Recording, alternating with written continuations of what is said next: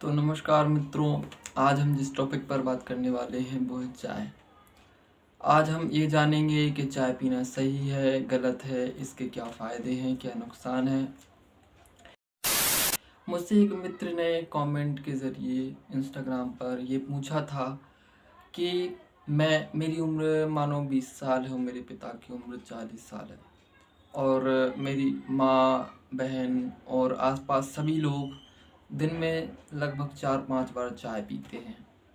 तो चाय पीना क्या हमारे लिए सेहतमंद है और नहीं है, क्या है?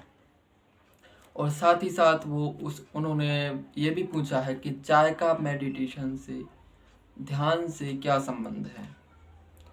तो इससे पहले कि अपन लोग वीडियो को स्टार्ट करें, मेरी आपसे एक रिक्वेस्ट है कि अपने इस चैनल को सब्सक्राइब ज़रूर कर लें और वीडियो अगर पसंद आए तो लाइक करें और अपनी राय देने के लिए आप कमेंट ज़रूर करें कि ये वीडियो आपको कैसे लगा और वीडियो में एंड तक बने रहें। तो आइए हम लोग वीडियो शुरू करते हैं। आज की इस वीडियो में हम लोग जानने वाले हैं चाय के बारे में। तो जब भी हम किसी भी चीज़ को जानना स्टार्ट करते हैं, उसे उससे मानने से मुक्त हो जाते हैं, उसकी पुरानी धारणाओं को छोड़ते हैं, तो हमें सबसे पहले उस चीज़ के बारे में ये जान लेना चाहिए कि उसका उद्गम स्रोत क्या है, उसका आविष्कार किसने किया और कहाँ पे हुआ। तो हम चाय के बारे में जानना शुरू करते हैं। चाय का आविष्कार ऑब्वियसली चीन में हुआ था। एक कथा के अनुसार चीन में एक राजा हुए, सैन नुंग, सन 2700 BC पूर्व। वो एक बार अपने बगीचे में टहल रहे थे और कुछ पानी गर्म करवा रहे थे। उनका गला शायद खराब होगा उस समय, तो वो पानी गर्म करवा रहे थे। कहीं से चाय के पौधे की 2-4 पत्तियां उस पानी में गिर जाने के कारण उस पानी से अचानक से एक अद्भुत सी सुगंध उठने लगी और वह पानी अपना कलर चेंज कर लेता है, उस पानी का कलर चेंज हो जाता है। और जब वो राजा उस पानी को चख कर उसे पी कर देखता है तो उसे आनंद सा आता है, उसकी मूर्छा टूट जाती है और उसकी नींद और आलस दोनों ही दूर हो जाते हैं। तो माना जाता है कि तभी से उस राज्य में और चीन में और वहाँ से पूरे विश्व में चाय प्रख्यात हो गई और इसका नाम चाय पड़ा। तो सभी लोग अपने आलस को, नींद को दूर करने के लिए चाय पीना वहाँ से शुरू कर दिए। और दूसरी कथा इसी के बारे में ये है, जो कि भारत से संबंधित है, कि भारत में एक प्राचीन बहुत ही मस्त गुरु हुए जिन पर एक फिल्म भी बन चुकी है, श्री बोधि धर्मन जी। आपने नाम भी सुना होगा। वो अपनी कलाओं के लिए, मेडिटेशन टेक्निक्स के लिए, अपने औषधीय ज्ञान के लिए पूरे विश्व में प्रख्यात थे और हैं। लेकिन किन्हीं कारणों से उन्हें भारत से चीन जाना पड़ा। जब वो चीन गए तो चीन में उन्होंने अपने ज्ञान की, अपनी कलाओं को फैलाया और उन्होंने पूरे विश्व को अपना ज्ञान दिया। वो कुछ ध्यान की, कुछ मेडिटेशन की प्रैक्टिसेस किया करते थे। एक दिन वो ध्यान कर रहे थे तो ध्यान में सबसे बड़ी जो विघ्न होती है, एक विचारों की होती है और एक आलस्य की और नींद की होती है। तो ध्यान करते करते उनकी आंख लग गई। उन्हें आ गया क्रोध कि ये इतने महत्व कार्य में नींद कैसे आ सकती है और ये नींद आई क्यों। तो उन्होंने देखा कि गिरी तो पलकें हैं और ध्यान तो अभी भी है। तो उन्होंने अपनी पलकें काट के फेंक दी। जहाँ पर वो पलकें गिरी, माना जाता है कि वहाँ पर 10 चाय के पौधे उगे। उन्हीं 10 चाय के पौधों की पत्तियों को पानी में डाल के पीने से नींद और आलस दूर हो जाती है और जाती थी। तो तभी से लोग ये मानने लगे कि बोधि धर्मन की पलकों से जो पौधे उत्पन्न हुए हैं ये चाय हैं और इनको पीने से आलस दूर होता है। बात तो सही है। तो एक कथा तो ये थी। वैसे कहा जाए तो चाय हमारे जीवन में बहुत ही ज़्यादा इम्पोर्टेंट है, अगर ये निश्चित मात्रा में ली जाए। एक कम मात्रा में ली जाए और अगर अधिक मात्रा में ली जाए तो ये नुकसानदायक भी है। चाय का खास तौर पर ध्यान में बहुत ही ज़्यादा महत्वपूर्ण है। अगर आप कभी ध्यान करेंगे या करना स्टार्ट करते हैं तो ध्यान करने से पहले 1 कप चाय ज़रूर पी लें। उसमें शुगर थोड़ी सी ही होनी चाहिए, शुगर ज़्यादा मात्रा में नहीं होनी चाहिए, क्योंकि शुगर हमारे लिए हानिकारक है। भारत में चाय को लाने वाला अंग्रेज़ लोग थे। अंग्रेज़ भारत में चाय को सन 1834 में लाए, और चाय से पहले कॉफ़ी थी पूरे विश्व में। तो जो चाय है वो हमारे लिए इम्पोर्टेंट इसीलिए है क्योंकि इससे एक होश जगता है, नींद भागती है, मूर्छा टूटती है। अगर किसी को अनिद्रा की प्रॉब्लम है, उसे नींद नहीं आती है, तो उसे सबसे पहले ये देखना चाहिए कि कहीं मैं सोने से पहले या दिन में ज़्यादा चाय तो नहीं पी रहा हूँ, क्योंकि ये प्रॉब्लम अनिद्रा की चाय की वजह से भी आ सकती है। चाय के ऐसे अद्भुत गुणों के कारण भारत के लोगों ने इसका एक नाम रखा, दिव्य औषधि। ये इतनी कारगर औषधि है कि इसे पीने से नींद और आलस दूर होता है, जिसे कोई भी नहीं कर सकता दूर, उसे चाय कर देती है 1 कप चाय। और संस्कृत में चाय को बोलते हैं दुग्ध जल मिश्रित शर्करा युक्त पर्वतीय बूटी। ये बड़ी अच्छी बात कही आप। दुग्ध और जल का मतलब तो आप समझ गए, दूध और पानी।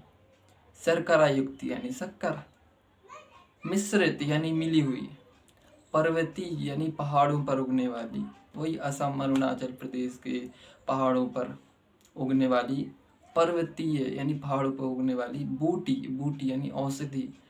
चाय को अगर एक अच्छी मात्रा में और कम मात्रा में यूज़ किया जाए तो ये एक दिव्य औषधि है, इसीलिए भारतवासियों ने इसे दिव्य बूटी, दिव्य औषधि का नाम दिया।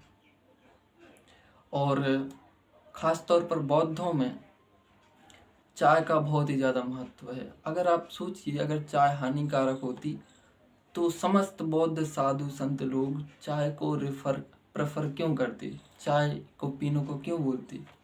आपने देखा भी होगा कई सारी चाइनीज़ फिल्मों में बौद्ध भिक्षु लोग चाय को पीते ज़रूर दिखेंगे, क्योंकि उससे होश जगता है, उससे नींद टूटती है। चाय हमारी लाइफ में बहुत ही ज़्यादा इम्पोर्टेंट है, आप मानो या ना मानो। लेकिन तब तक जब तक चाय में दूध ना मिले, पहली बात दूध और दूसरी बात शक्कर। अगर आपको चीनी उसमें मिलानी है तो थोड़ी सी मात्रा में मिलाइए, ज़्यादा मत मिलाइए। और दूध को तो चाय में बिल्कुल ही मत मिलाइए, दूध से चाय जहर बन जाती है, औषधि नहीं। तो इससे हमें ये पता चलता है कि चाय हमारे लिए बहुत ही ज़्यादा इम्पोर्टेंट है। चाय का आध्यात्म में भी बहुत ही ज़्यादा महत्व है, क्योंकि जो हमारे ध्यान में, जो हमारी साधना में उपयोगी है, वो चीज़ हमें ज़रूर ही करनी चाहिए। आपने देखा होगा कि ऑफिसों में, सरकारी दफ्तरों में, स्कूलों में, और जितने भी जो व्यक्ति हैं जो ऐसा काम करते हैं कि नींद आने के चांसेस होते हैं, वो चाय को ज़रूर ही प्रेफर करते हैं। मेरा एक मित्र भी था, वो नीट की तैयारी कर रहा था। मैंने उससे पूछा कि इस पूरी तैयारी के दौरान, वो पास भी हुआ अच्छे नंबरों से, मैंने उससे पूछा कि इस पूरी तैयारी के दौरान सबसे ज़्यादा तुम्हारी मदद किसने की है? तो उसने जो जवाब दिया, मैं उस जवाब को सुनकर आश्चर्यचकित हुआ। उसने वो ऐसा जवाब दिया कि मुझे भी चाय से लगाव हो गया। उसने कहा कि मैं रात को 2-2 बजे, 3-3 बजे तक जग कर स्टडी किया करता था। मैंने पूछा तुम्हें नींद नहीं आती थी, आलस नहीं आता था?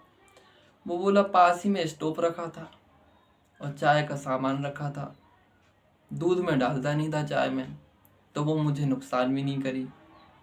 जब भी मुझे नींद आती रात को तो मैं चाय पी लिया करता, थोड़ी सी, और नींद भाग जाती, आलस भाग जाता, और मैं अपनी स्टडी बहुत ही अच्छी ढंग से कर लेता। और आज मेरा नीट का एग्ज़ाम क्लियर हो चुका है। मैंने कहा वाह, ये बड़ी अच्छी बात कही आप। देखिए चाय की महिमा। वहीं अगर कोई चाय बनाना ना जानता हो, पहली बार अगर या बनाना सीखे, तो थोड़ी गलतियाँ होती हैं। मुल्ला प्यारेलाल एक व्यक्ति है। मुल्ला प्यारेलाल पहली बार चाय बना रहे थे, उनकी माँ ने बोला कि जा मुल्ला चाय बना ला। मुल्ला गए चाय बनाने, तो चाय में चाय पत्ती की जगह वो राई डाल रहा है। राई काली काली सी होती है, और शक्कर की जगह नमक डाल लिया और लाए छान के। कलर तो उसमें था नहीं, थोड़ा बहुत हो गया हो। जब माँ ने चाय पी, ओ भाई, माँ ने दे दे दे, मुल्ला में बहुत मार लगा।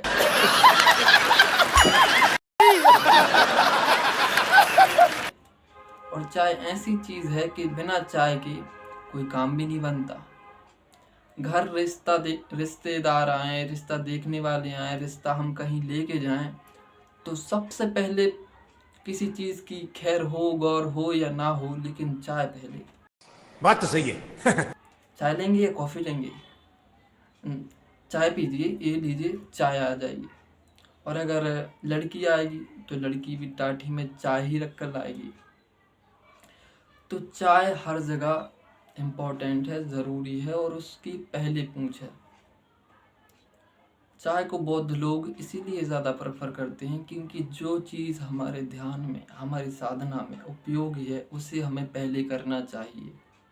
चाय से होश जगता है और हमारे अंदर कुछ ऐसे रसायन उत्पन्न होते हैं जिनसे हमारी बेहोशी हटती है और हमारे अंदर विचारों की जो जल्दबाजी है वो थोड़ी सी धीमी हो जाती है। मैं बहुत नहीं बोल रहा, थोड़ी सी, हम थोड़े अवेयर हो जाते हैं।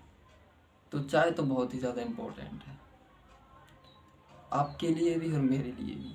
लेकिन चाय का नुकसान तब है जब उसमें शक्कर और दूध मिल जाए, वरना चाय एक औषधि है। तो ध्यान में, मेडिटेशन में, और चाय किसी भी उम्र का व्यक्ति पी सकता है। मैं तो बचपन से पी रहा हूँ और दिन में केवल 2 टाइम पीता हूँ, सुबह और शाम। और जब नींद आए, जब आलस आए, तब मैं पी लेता हूँ। तो आज की इस वीडियो में इतना ही। हमने चाय का पूरा ओवरव्यू लिया। आपको अगर वीडियो पसंद आया हो तो वीडियो को लाइक करना ना भूलें। धन्यवाद।